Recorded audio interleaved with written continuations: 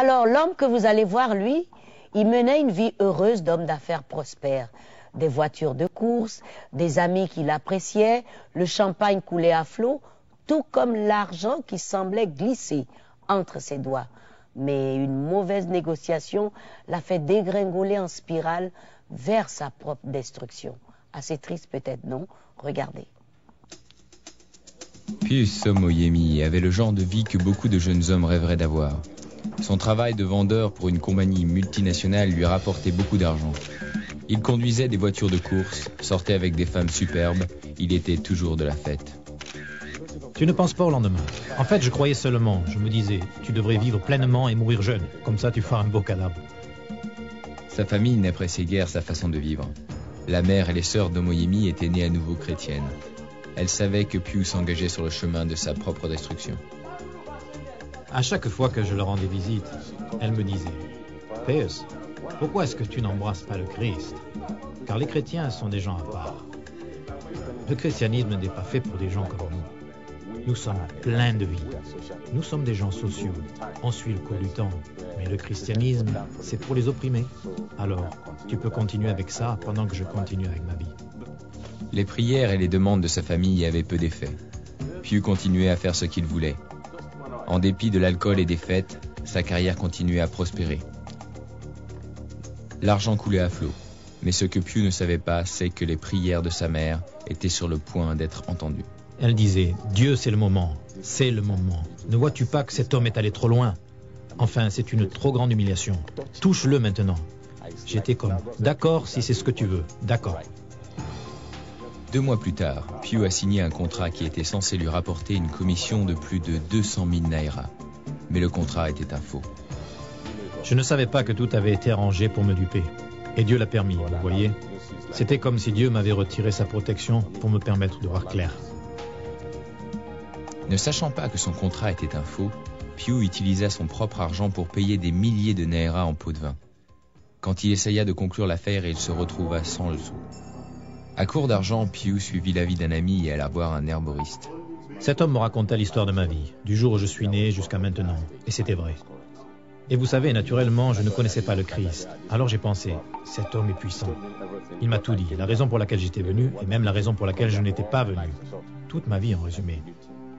Il m'a raconté et je l'ai cru. Et je me suis dit, écoute, si je veux encore le contrat, il peut l'obtenir pour moi. Mais je devrais dépenser plus d'argent. Et je lui ai dit que je n'avais pas d'argent à lui donner. Il a dit qu'il pouvait me faire un prêt. J'ai dit, quel genre de prêt? Il a dit, un prêt spirituel. Et c'est là que j'ai commencé à marcher. Pius croyait qu'avec l'aide de l'herboriste, il pourrait trouver suffisamment d'argent pour payer plus de pots de vin. Il a commencé à faire une série de rituels que l'herboriste lui avait ordonnés. Je ne savais pas que je me retrouverais dans toutes ces histoires avant, avec cette chose. C'était une façon de vous pousser juste un petit peu, mais jusqu'au point où le retour n'était plus possible. Pendant l'initiation, quelquefois, on devait nourrir 2 gros pitons, et je ne savais pas que j'étais assis dessus. C'était dans le carton, dans une grosse boîte, et on s'asseyait dessus. Je devais les asperger de quelques gouttes d'alcool. Je leur donnais les œufs à manger, et on refermait la boîte. Et à un moment, on a dû aller au fleuve, à Abak, entre Abak et Nuyo, à minuit pile. On y allait nus, moi et lui, et on faisait des sacrifices, au beau milieu du fleuve. C'était le genre d'initiation que j'ai dû faire. Les rituels ont continué pendant des mois.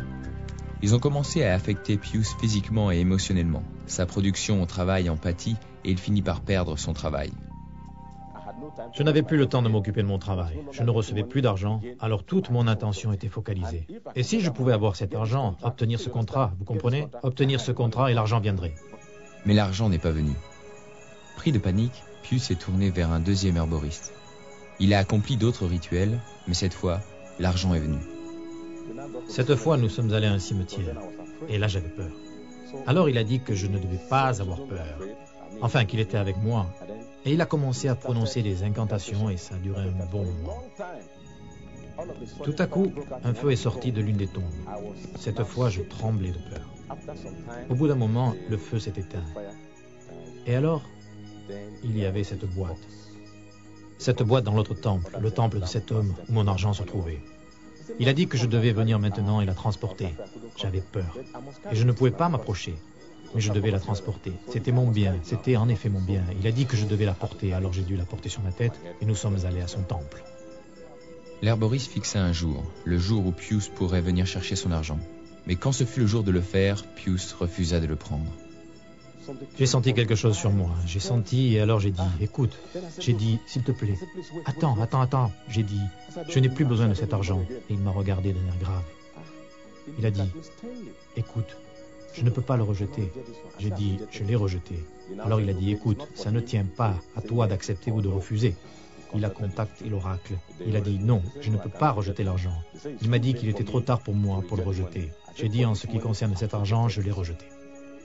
Qu'est-ce qui avait bien pu pousser Pius à rejeter quelque chose pour lequel il avait travaillé si dur? Je ne savais pas. Franchement, je ne savais pas. En fait, je peux dire que ce n'était pas moi. À ce moment-là, franchement, ce n'était pas moi. C'est comme si quelque chose s'était emparé de moi. Ce quelque chose était Dieu lui-même. Quelques heures après avoir refusé de prendre l'argent, Pius est allé à l'église. Un nouvel ami l'y avait invité quelques jours auparavant. Ce fut là que Pius se retrouva face à face avec une puissance bien plus grande que celle contre laquelle il s'était battu. Cette puissance allait changer sa vie pour toujours. Il a parlé comme s'il s'adressait à moi. J'ai pensé, si j'avais parlé de tout ça avec quelqu'un avant, j'aurais dit, alors c'est comme ça que les chrétiens agissent. J'aurais dit, tiens, je lui ai dit quelque chose et il va le raconter à tout le monde. C'était ce que je croyais. Mais si personne ne l'avait entendu de personne, alors quand il a dit, qui est prêt à remettre sa vie entre les mains du Christ, je ne sais pas comment, et je me suis levé. C'est comme ça que je me suis remis au Christ ce jour-là. Et c'est comme ça que je suis né à nouveau le 16, le jour où j'ai rejeté l'argent. Et c'est comme ça que Dieu nous a pris en charge à partir de ce jour-là. Depuis qu'il a remis sa vie entre les mains de Jésus-Christ, Pius s'est libéré de la servitude qui le tenait autrefois prisonnier. Aujourd'hui, c'est un homme neuf qui veut que les autres sachent qu'ils peuvent être libres aussi. À cette époque, je n'avais même pas compris qu'un oracle puisse avoir ce genre de pouvoir. Mais Dieu m'a fait voir clair. M'a fait voir qu'un oracle a certes du pouvoir, mais qu'il existe une plus grande puissance qui est au-dessus de tout ça. Qu'il y a du pouvoir là, mais qu'il y a une puissance meilleure, une puissance totale, une puissance suprême, l'autorité finale. Alors je veux que vous sachiez que quelle que soit la secte occulte à laquelle vous appartenez, sortez-en et allez vers le Christ. Aucune puissance ne pourra vous atteindre. C'est aussi simple que cela. Il semble que donner sa vie à Jésus est une chose si simple. Et même quand on parle de l'amour de Dieu, ça aussi ça semble simple. Mais il y a certaines conditions à confronter. D'abord, pourquoi donner ma vie à Jésus si je ne vois pas la nécessité de le faire? Et la raison fondamentale. Et puis, de l'autre côté, qui est Jésus pour moi? Nous voulons dire que nous ne parlons pas de toutes ces histoires ou ces témoignages pour divertir les gens. De même, personne ne vient à Dieu pour faire plaisir à Dieu. Personne ne vient à Dieu comme pour lui faire une faveur. J'ai besoin de Dieu et toi, tu as besoin de Dieu comme besoin indispensable et unique. Il faut que toi et moi, nous soyons convaincus de cela, que tu as besoin de Dieu parce que tu es un pécheur et que tu as besoin de Dieu parce que lui seul peut te sauver. Et que tu as besoin ensuite de Dieu parce que lui seul pardonne les péchés des hommes. Lui seul donne la vie éternelle. Car la seule garantie dans cette vie et dans celle à venir, c'est d'être du côté de Dieu et avec lui, à travers son Fils Jésus-Christ. C'est lui qui est mort crucifié sur la croix pour nous. Il a pris notre place de coupable et Dieu l'a puni à notre place. Arrête-toi juste un moment et pose-toi la question au sujet de ta relation avec Dieu. Et décide-toi de faire quelque chose aujourd'hui. N'attends pas d'être dans la situation de cet homme qui avait dégringolé pour décider. Tu peux le faire maintenant. Tu n'as pas besoin d'attendre que ta situation soit si critique pour décider de suivre Dieu et de donner ta vie à Jésus. Prends la bonne décision, celle de te repentir, celle d'inviter Jésus dans ton cœur comme ton Seigneur et ton Sauveur personnel et de le recevoir comme ton maître et de lui laisser diriger ta vie. Cher ami, tu n'as pas besoin d'attendre que des choses s'aggravent parce que tu n'es pas sûr du lendemain, ni même de l'heure qui suit.